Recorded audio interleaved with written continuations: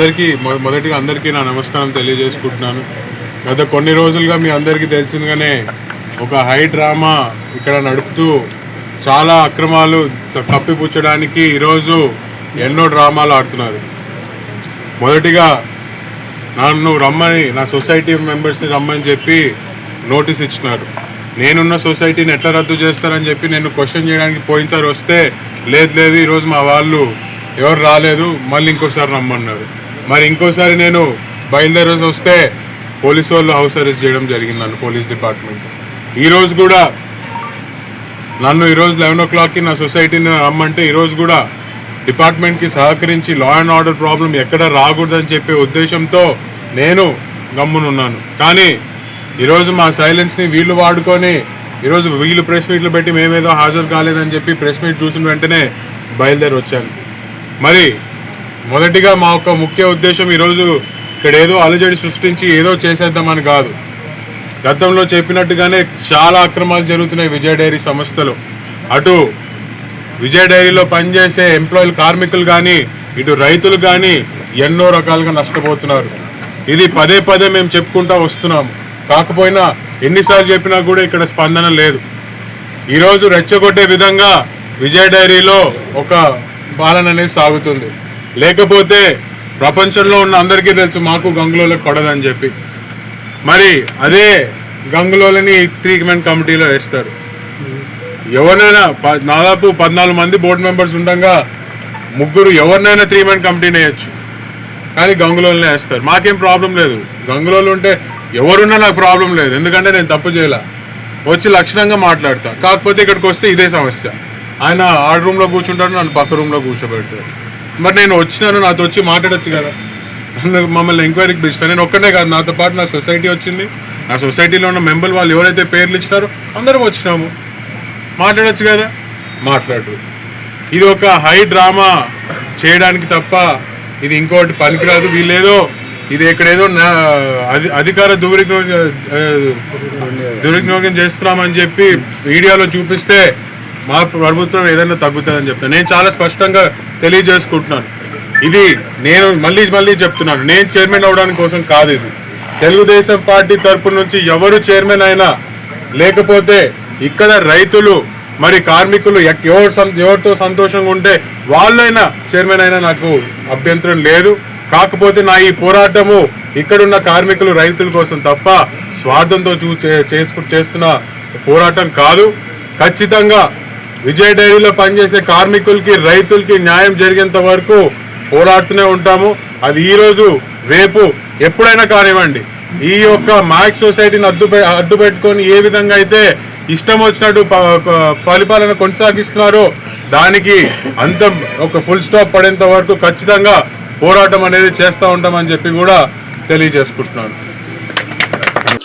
ఈరోజు కర్నూలు జిల్లా పాల ఉత్పత్తిదారుల పరస్పర సహాయక సమితి లిమిటెడ్ లో మార్నింగ్ జరిగినది. అంటే ఈరోజు ఉదయం 11 నుంచి 1 గంట వరకు జరిగిన విషయం అందరికి తెలిసిందే. ఇక్కడ మేము 11 నుంచి 1 గంట వరకు వేచి చూసాం, అంటే ఎదురు చూసాం వాళ్ళ కోసం. వాళ్ళు 1 గంట లోపల రాలే. మేము అప్పుడు దీని తీర్మానం సాయంత్రం ఇస్తామనే లోపల మళ్ళీ వాళ్ళు బయలుదేరి రావడం జరిగింది. 1 గంటన్నరకు సిఐ గారు, మన నంద్యాల తాలూకా సిఐ గారు ఒక రిక్వెస్ట్ లెటర్ ఇచ్చారు. దాని ప్రకారం అంటే వాళ్ళు మళ్ళా వచ్చి మేము ఇది మాకు అవకాశం మళ్ళా కల్పించాలి. ఈరోజు అంటే వాతావరణం బాగాలేదంట, మళ్ళీ ఎందుకు బాగాలేదో నాకు కూడా తెలియదు. అటు ఇటు అందరు పోలీసు వాళ్ళే ఉన్నారు. మధ్యలో ఎవరు వాతావరణం డిస్టర్బ్ చేస్తున్నారో నాకు కూడా కరెక్ట్గా తెలియదు. అది మీరే అర్థం చేసుకోండి, బాగుంటుంది. కానీ 10వ తేదీకి వాయిదా వేయడం జరిగింది. ఆ వాయిదా కూడా మా ముందు వచ్చేది చెప్పారు వాళ్ళు. ఎందుకంటే మా ముందు రావడానికి వాళ్ళకి కొంచెం ఇబ్బందికరంగా ఉంది. మేము వాళ్ళ కాడికి పోయి తీసుకోవాలన్నట్లు కొంచెం పద్ధతులు ఉన్నాయి. అంటే కొత్త పద్ధతులు ఈ మధ్య అలవాటు అవుతున్నాయి. ఎట్లా మరి ఇక్కడ మీకు ఇంతకుముందు చెప్పినట్టే ఎక్కడే కానీ ఇప్పుడు వచ్చిన వారికి ఎటువంటి సంబంధం లేదు. దాన్ని పదే పదే పొద్దున సాయంత్రం ఎన్నిసార్లు చెప్పినా నాకు ఇబ్బంది ఉంది. ఎందుకంటే 1,20,00,000 డిఫాల్టర్ అనేది మాట్లాడినా నేను, దాని మీద మటుకు రాదు జవాబు.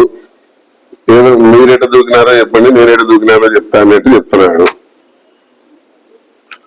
1,20,00,000 డిఫాల్టర్ దీంట్లో ఎక్కడానికి వీలు కాదు. ప్లస్ ఈయన కూడా మనం ఇచ్చిన 6 మందిలో ఆయనకు సంబంధమే లేదు. ఎందుకంటే ఇప్పుడు కూడా అదే చెప్తాం, నోటీస్ ఇచ్చింది 6 మందికి, వాళ్ళు వచ్చి సమాధానం చెప్తే సరిపోతాయి. పెద్ద పెద్దగా చెప్పి ఉపయోగం లేదనుకుంటున్నారు.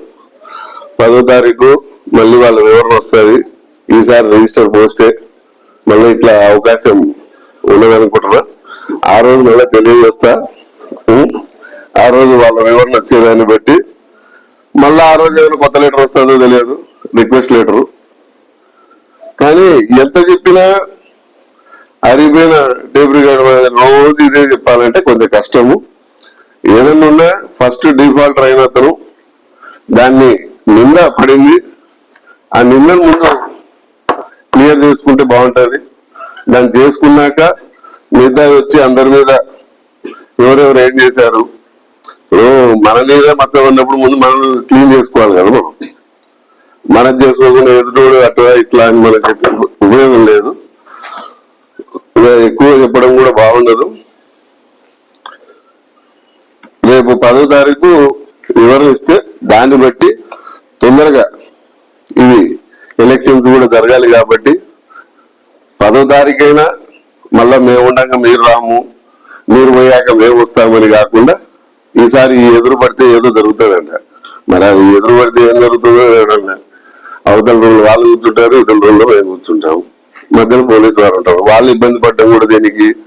ఏదైనా ఇచ్చిన మీ ద్వారా వివరణ మాకేం పని లేదు. ప్రెస్ ద్వారా కానీ రిజిస్టర్ పోస్ట్ ద్వారా కానీ మీరు తెలియజేస్తే ఇదంతా డిస్టర్బెన్స్ లేకుండా పోలీసు వారికి కానీ ఇక్కడ ఉన్న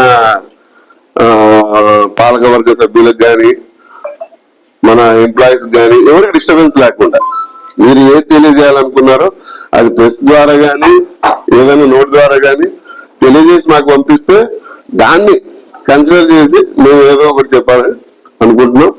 మళ్ళీ ఆ రోజు కూడా మేము వస్తాము, మేము వచ్చే ముందు వీళ్ళు వెళ్ళిపోయారు అనేది కాకుండా